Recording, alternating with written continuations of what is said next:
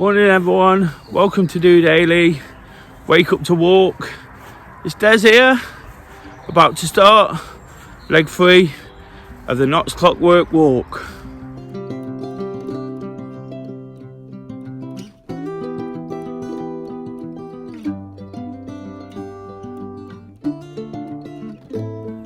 This morning I'll be attacking the day with a 5.8 mile walk from the village of East Bridgeford heading south towards Clockwalk Butler. Really looking forward to get stuck in. It's another beautiful morning, and having navigated a tricky start, some deep grass and the busy bypass road at East Bridgeford, I've now come out into this amazing countryside. I'll show you that view there.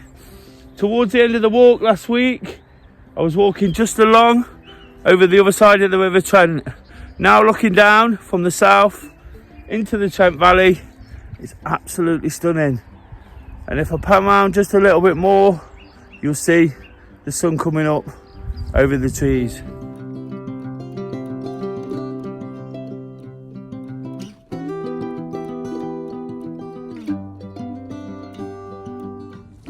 Having navigated a tough start, climbed up Shelford Hill and experienced those amazing views, really enjoying the walk so far. Right now I'm just passing what used to be Raf Newton, probably the first real point of interest along the route. I just read a plaque back there. Back in 1940, Raf Newton was built to fend off aggressive Nazism and remained open mainly as a training centre until 2001. These days the old area is being redeveloped, but the clock tower building still remains there to be seen as we walk on by. Really good to see that, to know every time I see an old RAF base on one of these kind of walks, just you almost get a feel for history and kind of imagine what it must have been like in those times. But thankfully things are different these days, and whilst it's been an early start, I'm yet to see a soul en route, and that's particularly poignant this week as well, isn't it? Earlier in the week I was talking about loneliness and the mental health campaign. It's Mental Health Awareness Week. I'll come back to that later, but yet to see anybody really getting the chance to connect with nature. That's one of the main reasons I'm out here, and that incidentally was the campaign last year. The focus on what they were trying to achieve was get people to get out, and of course I try and do that every Friday morning. Get up early, get out for a walk. I've got a busy day ahead, but I wouldn't change this for the world. It's going to take me a couple of hours, but I know even despite the tired eyes at the moment, I'll be full of beans come the start of the conventional working day.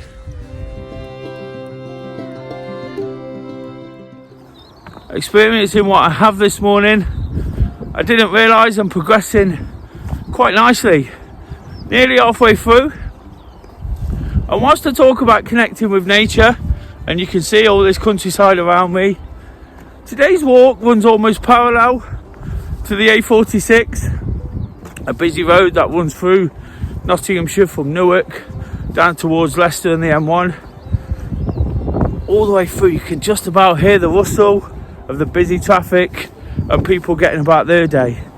But nonetheless, it's amazing to be out here, getting my steps up, getting them endorphins flowing and really enjoying it. And as I just said there, not actually realising how much exercise I'm doing.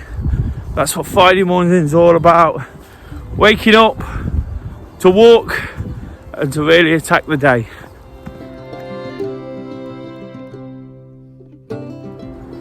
Didn't realise just there I'd be having to cross a busy train line.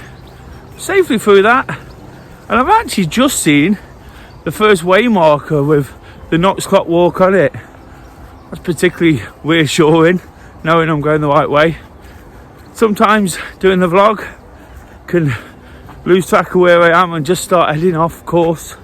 But the next stop along the way, or the next kind of point of interest, it's not really that interesting, is Saxondale.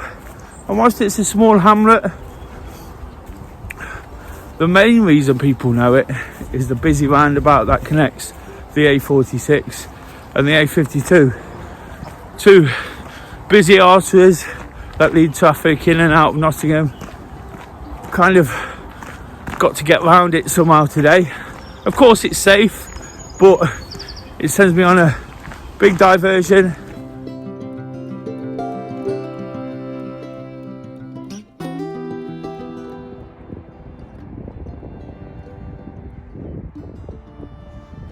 Saxondale Island takes some getting around. 4.5 miles in now, but it takes absolutely nothing away from an amazing walk. There's actually quite a lot to see. It's quite fascinating, the new road and the layout compared to the old. And in the middle of the island, anyone that's doing this walk, there's a 24-hour garage, so there is a pit stop available. Mentioned traffic and transport quite a bit today. It's not something I normally do, but I've come to realise in the last couple of weeks, when you're out walking in places where you drive through a lot or drive past, it's really fascinating to see how everywhere links up via the public footpath network. On that small note of reflection, I thought it'd be a great opportunity to reflect on the week. I mentioned loneliness at the start of the episode.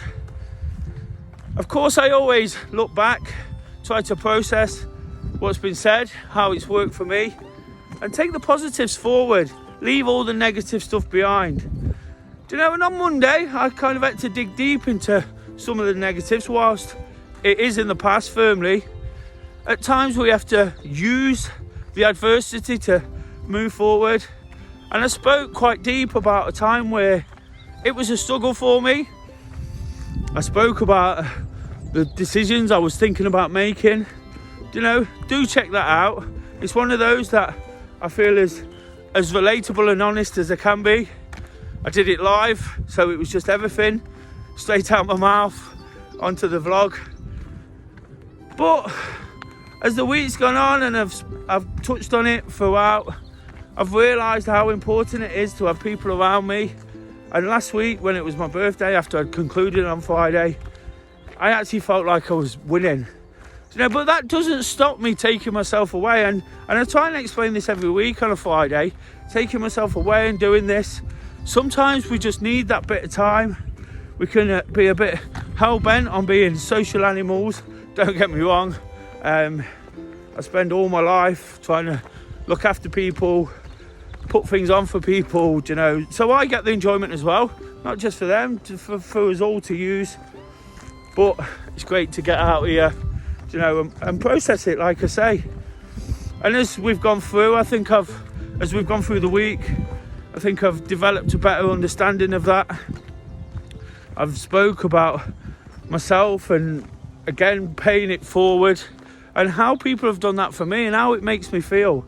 There's times in my life where I thought that had never happened, but if I hadn't have taken a few tough decisions along the way, you know, which don't seem so tough now, but at the time they were, I started running. And again, one of the reasons I'll find time and do what I do to encourage that is because I went running on my own. Again, it felt like a lonely existence, and whilst I was getting the endorphin rush and all the physical benefits of it, you know, it wasn't until I went along to my local park run and realised that people actually do this for fun as well.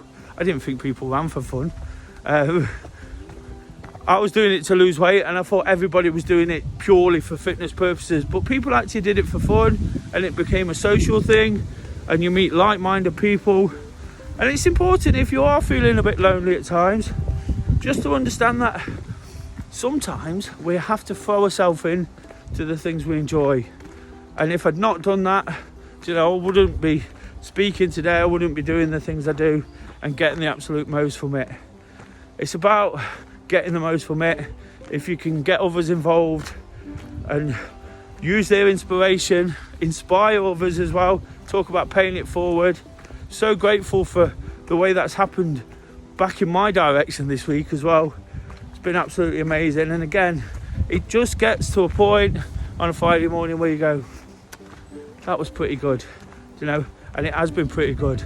As the week's developed and I've understood the place I was, spoke recently about how running had let me down slightly, and it had not been my go-to thing. As the week's developed, and I think as I look back now to that point of being lonely, I remembered how important it was, and my running has definitely picked up, massively picked up.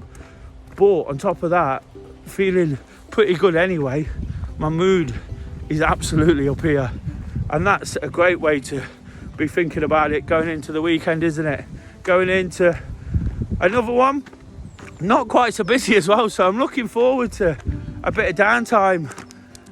Whilst I have got a busy Saturday, I'll be up early, heading up to Sheffield to do a park run, to do a vlog, and to get to that big football match.